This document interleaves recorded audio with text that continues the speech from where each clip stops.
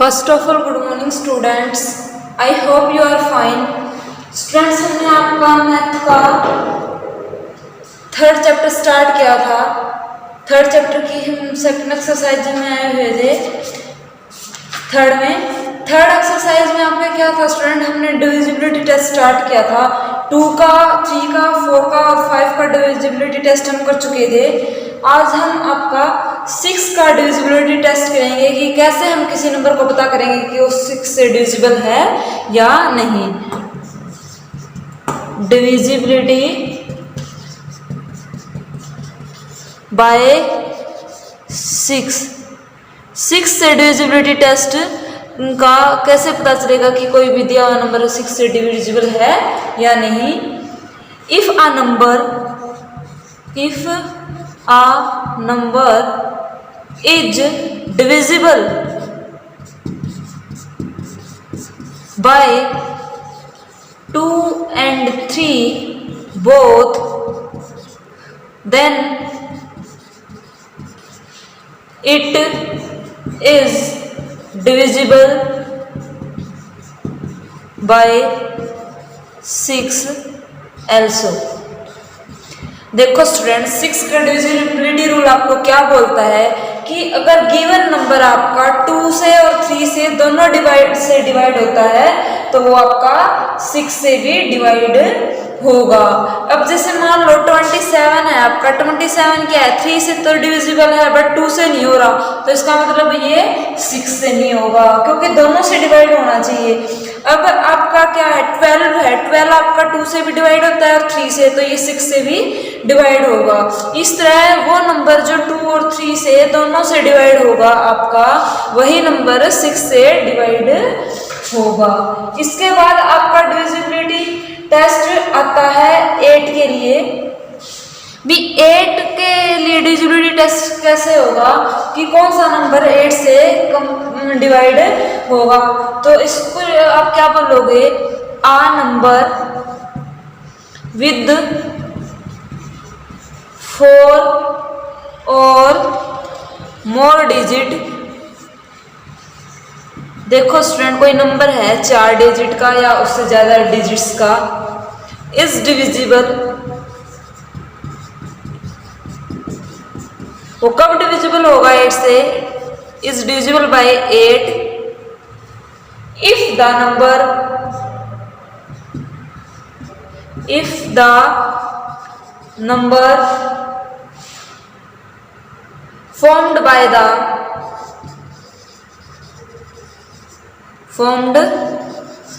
the last 3 digit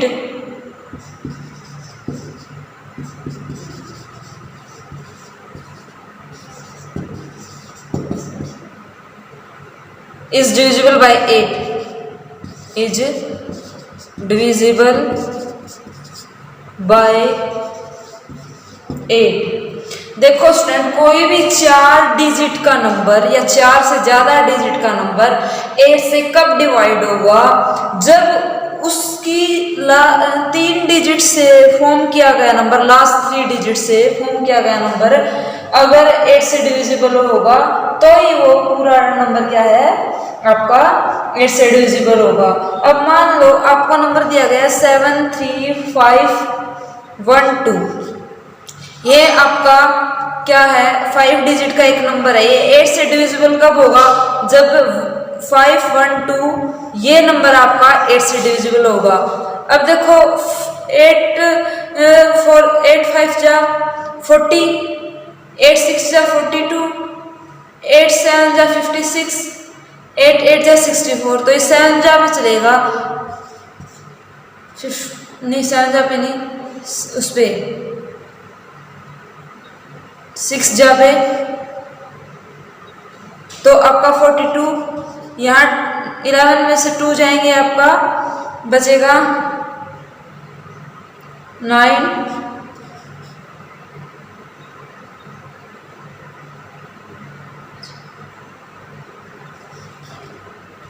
3 बचेगा 82, 64 पे ये क्या है पूरा डिवाइड हो जाता है आपका 512, तो ये पूरे नंबर क्या है आपका 8 से डिवाइड होगा। इसी तरह से आगे नेक्स्ट आपका डिविजिबिलिटी रूल आता है किसके लिए, 9 से भी। कोई नंबर 9 से कब डिवाइड होगा, तो आप कैसे पता करोगे कि कोई नंबर 9 से कैसे डिवाइड होगा। इसमें आपका क्या रूल है, if the sum of the digits of the digits of a number is divisible by 9, is divisible by 9, then the number itself,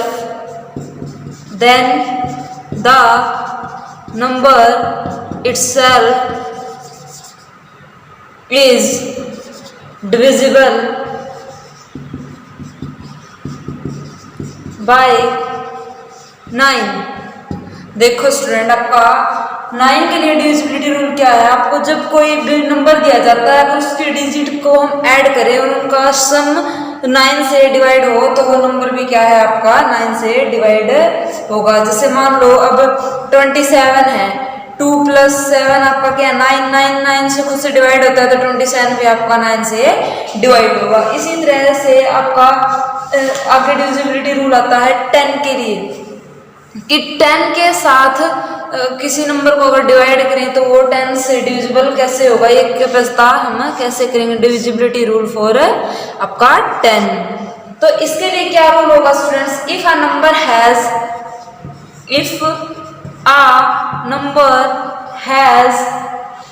0 in the ones place, then it is divisible by 10। देखो students, कोई भी number 10 से divisible कब होगा, जब उसका ones place की जो वैल्यू होगी वो आपकी 0 हो। जैसे मान लो 50 है, इसकी 1 प्लेस की वैल्यू क्या है 0, तो ये 10 से डिविजिबल है। 500 है, इसकी वंस प्लेस की क्या है 0 है, तो ये भी क्या है आपका 10 से डिविजिबल है। 780 है, ये भी आपका वंस प्लेस की वैल्यू 0 तो आपका 10 से डिविजिबल है। तो ये कुछ नंबर्स से रिलेटेड आपका स्टूडेंट क्या थे, डिविजिबिलिटी रूल थे। एक आपका 11 का और रहता है स्टूडेंट्स की कोई नंबर 11 से डिवाइड कब होगा, ये कैसे पता करेंगे, डिविजिबिलिटी रूल फॉर 11 या डिविजिबिलिटी बाय 11। क्या करेंगे, जो नंबर दिए हुए हैं इसके लिए क्या रूल है, कोई नंबर दिया हुआ है, find the difference between the sum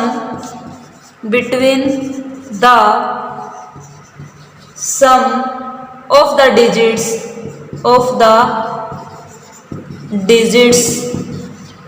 at odd place and the sum of the digits at even place। तो ये क्या बोलता है स्टूडेंट, जब भी किसी नंबर को हम 11 से डिवाइड देखें कि होएगा या नहीं, तो क्या करेंगे, जो नंबर दिया हुआ आपको उसमें जो इवन प्लेस पे जो आपकी डिजिट दी है उनको ऐड करेंगे और जो ऑड प्लेस पे आपकी वैल्यू दी है उनको ऐड करेंगे और फिर उनके बीच का डिफरेंस निकालेंगे। तो क्या होगा, if the difference is either 0, if the difference is either 0 or divisible by 11 or divisible by 11, then the number is divisible by 11। देखो आपको कोई भी नंबर दिया जाता है उसमें क्या करोगे, जो डिजिट आपकी ओड प्लेस पे है पहले उनको ऐड करोगे, फिर जो वैल्यू आपकी इवन प्लेस पे है उनको ऐड करोगे, फिर उनके बीच का डिफरेंस निकालोगे। अगर आपका उनका डिफरेंस 0 आता है या कोई ऐसा नंबर आता है जो 11 से डिवाइड होता हो, तो ही वो नंबर क्या है, आपका 11 से डिविजिबल माना जाएगा। आपका फर्स्ट क्वेश्चन है स्टूडेंट, आपकी मैथ की एक्सरसाइज निकाल के देखना। फर्स्ट क्वेश्चन आपसे पूछा गया है, using divisibility test determine which of the following numbers are divisible by 2, by 3, by 4, by 6, by 8, by 9, by 10 and 11। Divisibility rule students जो आपको ये बताए गए हैं उनका यूज करके आपको इन नंबर्स को बताना है कि ये नंबर्स जो आपको दिए हुए नंबर हैं ये 2, 3, 4, 5 डिजिट इनसे आपका डिवाइड होंगे या नहीं होंगे। नेक्स्ट क्वेश्चन में स्टूडेंट आपका क्या पूछा गया है, if using divisibility test determine which of the following number are divisible by 4 and 8। Second question में आपको नंबर दिए गए हैं स्टूडेंट और उसमें आपको क्या बताना है कि डिविजिबिलिटी रूल का यूज करके ये बताना है आपको कि इनमें से कौन सा नंबर 4 और 8 से डिवाइड होगा। नेक्स्ट क्वेश्चन में आपको पूछा गया student, using divisibility test determine which of the following number are divisible by 6। आपको क्वेश्चन के पार्ट दिए गए हैं, उनमें क्या है, नंबर्स दिए गए हैं, इन नंबर्स में से डिविजिबिलिटी रूल का यूज करके आपको ये बताना है कि कौन से नंबर 6 से डिवाइड होंगे। नेक्स्ट क्वेश्चन में आपको दिया गया student, using divisibility test determine which of the following number are divisible by 11। Divisibility test का यूज करके स्टूडेंट्स आपको इन नंबर्स में से बताना है कि कौन सा नंबर 11 से डिविजिबल है और कौन सा नहीं है।